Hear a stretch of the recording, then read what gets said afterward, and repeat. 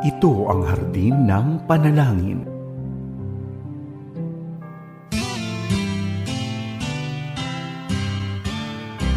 May harding mapananalanginan, doon si Jesus naghihintay. O kay ilam ng panalangin ng hardin, doon kay gandang manalangin. Tayong natulog sa luklukan ng Diyos sa hardin ng pananalangin.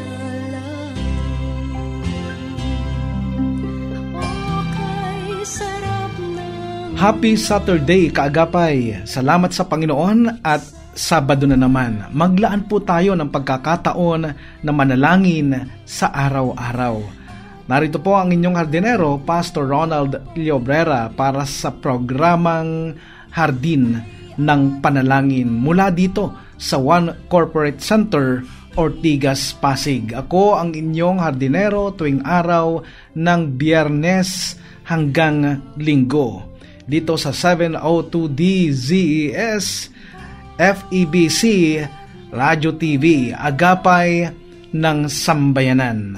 Napapakinggan rin tayo sa Channel 185 ng Signal Cable sa pakikipagtulungan ng GCTV, sa Facebook Live at YouTube channel ng DZES. Ganon din sa 702 DZES app. Simulan natin ang morning sa pagbubulay-bulay sa salita ng Diyos at sama-samang pagdulog sa mga panalangin ng ating mga kaagapay. Magandang may baon tayong lakas mula sa Panginoon sa panimula ng bawat araw. At bago tayo magpatuloy, tayo po ay manalangin. Aming Diyos na buhay, aming Panginoon, patuloy ka namin na pinupuri, dinadakila at niluluwalhati sa aming mga buhay.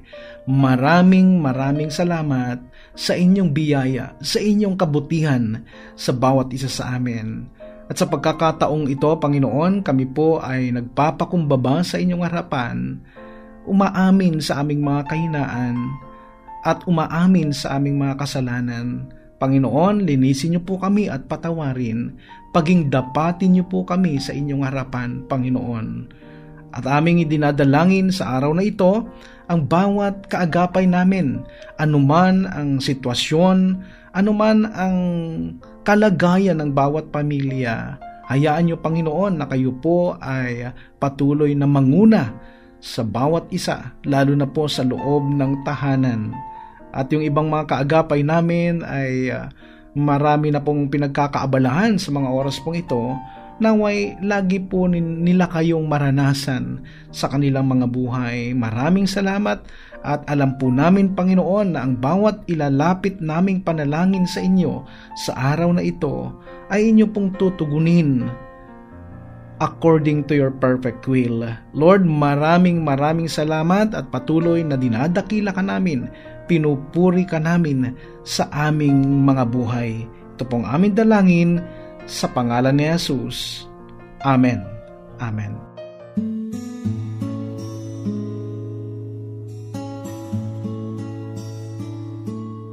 Nagbabalik po ang Hardin ng Panalangin. Muli ako si Pastor Ronald Llobrera, ang inyong hardinero tuwing araw ng Biyernes hanggang Linggo. Kumusta ka na, kaagapay? Kung ikaw ay may prayer needs, prayer request, lahat ng mga panalangin kahilingan ng bawat isa sa atin ay atin na pong ipadala sa mensahe dito po sa ating Facebook page dito sa FEBC. Maraming salamat at masaya kami sa Hardin ng Panalangin na ilapit yan sa ating mabuti at mapagpalang Panginoon. At sakali mang tinugon na ng Panginoon ang inyong mga kahilingang panalangin, maaari nyo ring ipadala sa amin sa pamamagitan ng inyong mga mensahe upang sama-sama tayong magpasalamat sa ating Diyos. At para sa ating pag-aaral ng salita ng Panginoon, samahan mo ako ngayon kaagapay na bulay-bulayin natin ang salita ng Diyos. Psalms chapter 37 verse 5. Commit your way to the Lord. He will act. Sa umagang ito, atin pong talakayin ang isang bagay na mahalaga, ang tungkol sa malayang pamumuhay kay Kristo. Ang bawat taong pinalaya na ng Diyos sa pamamagitan ni Jesus ay tuluyan ng malaya at hindi na alipin ng kasalanan at kasamaan. Hindi natin kayang palayain kaagapay ang ating mga sarili sa sarili lang nating lakas. Diyos lamang ang makakakaya nito sa pamamagitan ng ating Panginoong Hesus. Kadalasan nagpapanggap tayong malaya. Subalit, hindi naman totoo sa buhay natin. At dahil dito, tayo ay nagkakaroon ng kapaguran sa buhay. Ito ang madalas na nagbibigay sa atin ng takot. Nahihirapan na tayong gumawa at lagi tayo nag-aalinlangan. Umiiwas na rin tayo sa iba at ayaw na nating makitungo sa kanila sapagkat takot tayong malaman nila o malaman ng ibang tao ang totoo nating kalagayan. Sa mga panahon na kaharap natin ang ibang tao, hirap tayong makisama kasi puno tayo ng pagpapanggap. Sa ganitong sitwasyon ng buhay, tayo din ang nahihirapan at bilanggo tayo ng ating sariling pagpapanggap. Kaagapay, nakakapagod ang pagkukunwari. Wala kang kagalakan at kapayapaan. Punong-puno ng kakulangan ng iyong buhay at wala ka namang kakayanang palayain ang sarili mo sa sarili mong lakas lamang.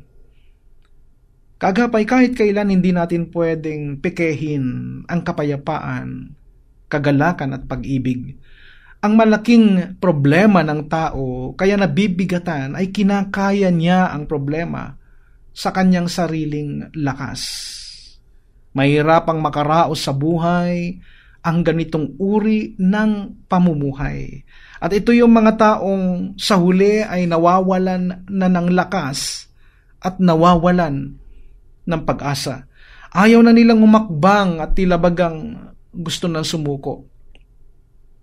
Kaagapay, sa mga panahong ito, hayaan mo sanang ang gawa at bunga ng Espiritu ang kusang kumilos sa buhay mo sa pamamagitan ng pakikiisa mo kay Kristo. Ang sabi sa 1 Kabanatang 15, sa mga talatang 5 hanggang 8, ako ang puno ng ubas at kayo ang mga sanga. Ang nananatili sa akin at ako sa kanya, ang siyang nagbubunga ng masagana, sapagkat wala kayong magagawa kung kayo'y hiwalay sa akin. Ang hindi nananatili sa akin, gaya ng sanga ay itinatapon at natutuyo. Ang ganoong mga sanga ay tinitipon, inihahagis sa apoy at nasusunog. Kung nananatili kayo sa akin at nananatili sa inyo ang aking mga salita, hingin ninyo ang anumang nais ninyo at matutupad iyon para sa inyo. Napaparangalan ang aking Ama kung kayo'y masaganang nagbubunga at sa gayon kayo'y magiging mga alagad ko. Kaagapay, kung tayo ay nakadugtong kay Kristo, siguradong magiging mabunga at doon makikita ang iyong kalagayan sa mga bunga ng Espiritu sa buhay mo. Magiging mabunga ka. Ang banal na kasulatan ay nagsasabing alisin ang anumang kabigatan o anumang kasalanan. Sabi sa mga Hebreo, Kabanatang 12, sa mga talatang 1 at 2, kaya nga dahil napapaligiran tayo ng napakaraming saksi, tanggalin natin ang anumang balakid at ang kasalanang kumakapit sa atin. Buong tiyaga tayong tumakbo sa takbuhing nasa ating harapan. Ituon natin ang ating paningin kay Jesus. Sa Kanya nakasalalay ang ating pananampalataya mula simula hanggang katapusan. Dahil sa kagalakang naghihintay sa kanya, hindi niya inalintana ang kahihiyan ng pagkamatay sa krus. At siya ngayoy nakaupo sa kanan ng trono ng Diyos. Tayo ay binili at tinubos sa malaking halaga, kaagapay. Kaya hindi dapat sa atin ang pagpapaalipin sa mga bagay na ito. Kaagapay, matagal ka ng pinalaya ng Panginoon. Mabuhay kang katulad ng isang malaya. Anumang sitwasyon ng buhay mo sa mga oras na ito, walang nalilingid sa Diyos. Kung ang mga tao at sitwasyon ang totoong problema, di saan tinanggal na sila ng Diyos. Tinanggal na ang mga ito sa buhay mo. Subalit hindi. Ang ginawa ng Diyos, ikaw ang kanyang pinalaya. Kaagapay, lahat ng kakulangan ng buhay mo, ang Panginoon din ang magpupuno. Matuto tayong umasa sa kanyang lakas at tiyak na di tayo mabibigo. Maaari kang lumapit sa Panginoon sa oras na ito na may pagpapakumbaba, na nagsasabing, Panginoon, isinusuko ko po ang aking kalagayan sa inyo, na kayo ang magpupuno sa anumang kakulangan nito, Panginoon. Akin din pong hinihiling na ako po'y pangunahan ninyo sa lahat ng aking mga gagawing hakbangin at pagpapasya. Kailangan ko po ng inyong pagsama at paggabay. Sa pangalan ni Jesus. Amen.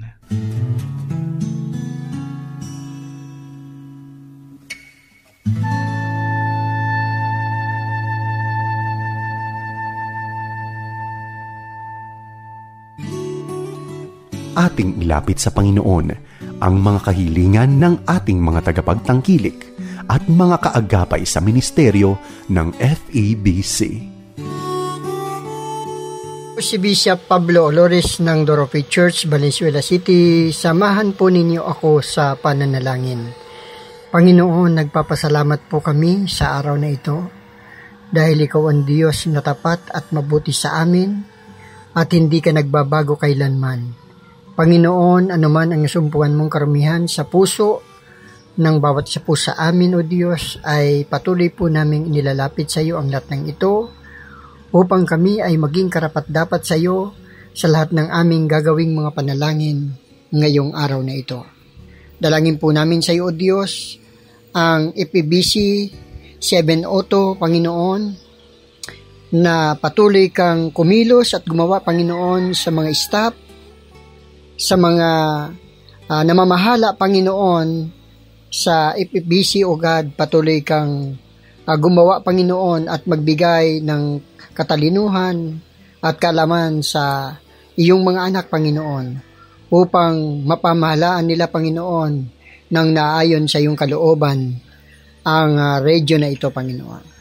Dalangin din po namin sa iyo, O Diyos, ang bawat partners ng FEBC, Panginoon, na patuloy kang gumawa din sa kanila at patuloy mo silang patnubayan, O Diyos, patuloy na sila'y ingatan at patuloy na pagpalain ang kanilang buhay, Panginoon. Lalo't higit, O Diyos, ang mga nasa management, Panginoon, ng FEBC. Panginoon, salamat po at dalangin din po namin sa iyo, O Diyos, ang aming mga listener, Panginoon, saan mang sulok ng mundo, dito sa amin sa Pilipinas, Luzon, Visayas at Mindanao. Panginoon, patuloy kang makagawa at makakilos sa kanila habang sila nakikinig sa radio station na ito, Panginoon. Hayaan mo na patuloy kang makapangusap sa kanila at patuloy na katagpuin mo po sila, Panginoon, sa lahat ng kanilang mga pangailangan, financially at materially, Panginoon, at lalo tigit, Panginoon, ang kanyang spiritual, O Diyos.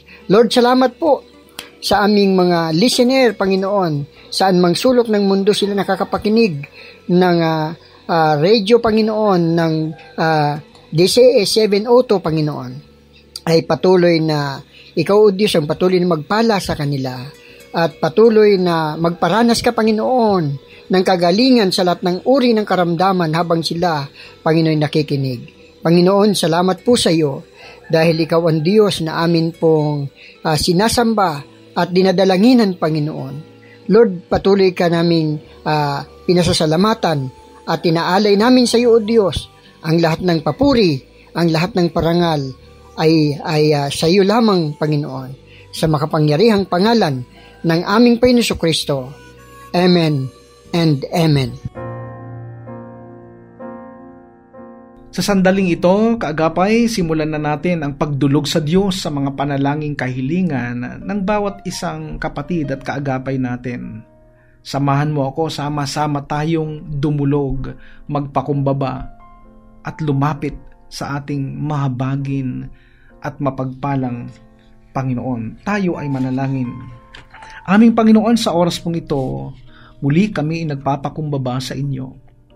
Umaamin, Panginoon, na kami po ay walang magagawa kung wala po kayo sa aming mga buhay. At sa oras pong ito, Panginoon, kami po ay inilalapit sa inyo ang mga panalangin kahilingan ng aming mga kaagapay. Alam namin, Panginoon, na kayo ay mahabagin, kayo ay mabuti at mapagpalang Diyos. Aming Diyos, inilalapit namin sa inyo si Denz Montenegro Abida. Complete healing ang kanyang panalangin para kay Mark Ian Simandal. Ito pong kapatid naming ito ay naaksidente, Panginoon, sa sasakyan. Kaya naman, Panginoon, kayo po ang magbigay sa kanya ng mabilisang kagalingan, Panginoon. Tulungan niyo po siya. Ganon din ang aming kapatid na si Corazon Guevara Holandes, Panginoon, ay ang kaniyang panalangin ay divine healing for everyone. Kasama na po ang kanyang mga mahal sa buhay at ang kanyang buong pamilya, Panginoon. Lord, inilalapit din namin sa inyo si Nancy Loria Mendoza. Ang kanyang prayer request po ay continuous healing, Panginoon, para sa kanyang asawa na si Feliciano Mendoza at pag-iingat po sa kanyang buong pamilya, Panginoon. Ganon din, Panginoon, ang aming kapatid, Panginoon, na si J.R. Balagaw. Ang kanyang prayer request, Panginoon, ay continuous recovery and healing po para sa kanyang tatay na si Bernardo Balagaw na galing po sa pagkaka-stroke, Lord. At good health din po para sa kanyang buong pamilya, Panginoon. Nilalapit din namin sa inyo ang panalangin kahilingan ng aming kapatid na si Bienvenida Ignacio, Panginoon. Ang kanyang prayer po ay para kay Enrico Ignacio, kagalingan, Panginoon, at naway makalakad na siya mula doon sa kanyang pagkaka-stroke, Panginoon, at makapagsalita din ng maayos. Tigit sa lahat, spiritual na kaligtasan ang kanyang panalangin para sa taong ito, Panginoon. Lord, wala pong mahirap sa inyo. Nilalapit din namin sa oras na ito, Panginoon, ang aming kapatid na si Wena Fajardo Reyes. Ang kanyang panalangin ay kagalingan para sa kanyang pamangkin na si Danica Mendoza. At naway matapos na ng maayos yung kanyang chemotherapy. Lord, pinagkakatiwala namin sa inyo ang aming kapatid na ito, si Danica Mendoza, ang kanyang kagalingan. Panginoon, ganun din si Ofelia Sampaga, Panginoon, ang kanyang panalangin ay healing para kay Abby Grace, Lord. Yung kanyang ubo, Panginoon, anumang karamdaman, Panginoon, para kay na nararanasan ni Abby Grace ngayon, kagalingan mula sa inyo, Panginoon, ang aming kahilingan. Nilalapit din namin sa inyo ang panalangin kahilingan ng aming kapatid na si Ador Malapitan. Ang kanyang panalangin ay kagalingan, Panginoon, sa kanyang pagkaka-stroke, Lord, at maging yung kanyang naranasang pagkapilay, Panginoon, ay amin pong inilalapit sa inyo na sa lalong madaling panahon mag-heal o gumaling itong karamdamang ito, Panginoon. Nilalapit din namin sa inyo si Lots Magno. Ang kanyang panalangin ay healing from stroke kay Boy Longsod, Panginoon. Pagalingin niyo po ang aming kapatid na si Boy Longsod. Panginoon, nilalapit din namin sa inyo ang panalangin kahilingan ni aming kapatid na si Leonila de Jesus Espiritu. Ang kanyang panalangin ay para sa kanyang mother, Lord, na bedridden, at yung operation ng kanyang kapatid, Panginoon. Lord, pinagkakatiwala namin sa inyo ang lahat ng ito sapagkat kayo ay Diyos na makapangyarihan. Walang imposible sa inyo. Lahat ng may karamdaman sa mga oras pong ito ay amin pong inilalapit sa inyo. Ganon din, Panginoon, nilalapit namin ang patuloy na paggabay ninyo sa David family, sa pangunguna po ng aming kapatid at kaagapay na si Brother Engineer Romeo David. Panginoon, ingatan niyo po ang kanyang buong pamilya, maging ang aming kapatid na ito na si Brother Romeo David, ang kanyang kalusugan ay patuloy po na maging maayos, Panginoon. Ganon din ang kanyang mga anak na nagtatrabaho sa ibang bansa. Panginoon, ay inyo pong pagpalain, inyo po silang ingatan sa lahat ng pagkakataon. Ang buong sambahayan ni Brother Engineer Romeo David ay pinagkakatiwala po namin ang kanilang kaligtasan sa inyo. Ganon din, Panginoon, pinagpe-pray din namin ang Castro family, si pangunguna ni Cesar Castro, Panginoon, ay at ang kanyang buong pamilya, ang kanyang may bahay na si Eden Castro, at ang kanyang mga anak, Panginoon. Ingatan niyo po ang buong pamilyang ito, yaman din lamang na sila'y nagtitiwala sa inyo. Lord, sa pagtatrabaho sa ibang bansa ni Cesar, ay inyo po siyang proteksyonan, inyo po siyang bigyan ng kalakasan, at ingatan lagi, maranasan niya ang inyong biyaya, Panginoon. Ganon din, Panginoon, pinagpe-pray namin healing for Pastor Noel Llobrera dyan po sa Santo Tomas, La Union. Panginoon, ang aming kamanggagawang ito ay nakakaranas ng mga karamdaman at alam namin na sa kanyang paglilingkod, bibigyan niyo siya ng kalakasan, Panginoon, at kagalingan mula sa anumang karamdaman. At ang kanyang buong pamilya ni Pastor Noel Llobrera at ang buong simbahan na kanyang pinaglilingkuran dyan po sa La Union ay inyo pong pagpalain at ingatan. Panginoon, nilalapit din namin sa inyo ang aming kapatid na si Sister Teresita de Fontorum dyan po sa La Union, ang kanyang buong pamilya. Panginoon, ay amin pong ipinagkakatiwala ang kanilang kagalingan, kung may mga karamdaman man, at kalakasan mula sa inyo, at karunungan din, Panginoon, ang aming dalangin para sa aming kapatid na Sister Teresita de Fontorum, Panginoon, sa kanyang paglilingkod sa inyong ubasan. Lord, si Pastor Edwin Teneza, Lord, ang kanyang mission work ay aming ipinagkakatiwala sa inyo, iba-ibang lugar yung kanyang pinupuntahan upang maglingkod, Panginoon. Lord, ingatan niyo siya. Kayo rin ang mag-provide ng kanyang pangangailangan. Kayo, O Diyos, ang gumamit sa kanya sa lahat ng kaparaanan na gusto niyong gawin niya sa paglilingkod. Ingatan niyo si Pastor Edwin Teneza. Ang buong Diwan family sa pangunguna ni Jomar Diwan ay amin pong inilalapit sa inyo na ang inyo din pag-iingat at pagpo-provide sa kanilang pangangailangan sa loob ng kanilang tahanan. Maraming salamat, O Diyos, dahil alam po namin na ang katugunan ay matatanggap ng bawat isa na mayroong panalangin kahilingan ayon lang lamang sa inyong dakilang plano at kalooban. Panginoon, maraming salamat sa araw na ito. At yung mga kapatid namin na hindi na namin nabasa yung kanilang panalangin kahilingan, alam namin na sila'y kilala ninyo at tutugunin rin nyo sila, Panginoon, sa kanilang mga panalangin ito. Sapagkat kayo ang Diyos na nakakaalam ng lahat ng bagay, wala pong nalilingid sa inyo. Maraming salamat, Panginoon, sa inyong katugunan.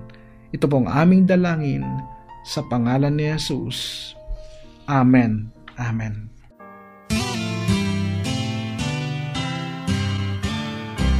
May harding mapananalangin. Mga kaagapay, magkarinigan muli tayo tuwing Biyernes hanggang Linggo sa radyo, online at dito sa channel 185 sa Signal. Ito ay sa pakikipagtulungan ng GCTV. Para sa programang Hardin ng Panalangin, ako po si Pastor Ronald Llobrera, na laging nagpapaalalang ang Kristiyanong namumuhay ng tapat ay sapat sa lahat ng bagay. Magtapat po tayo sa Diyos at ang Diyos ay hindi magkukulang. Pagpalain ka ng Panginoong Hesus. Sa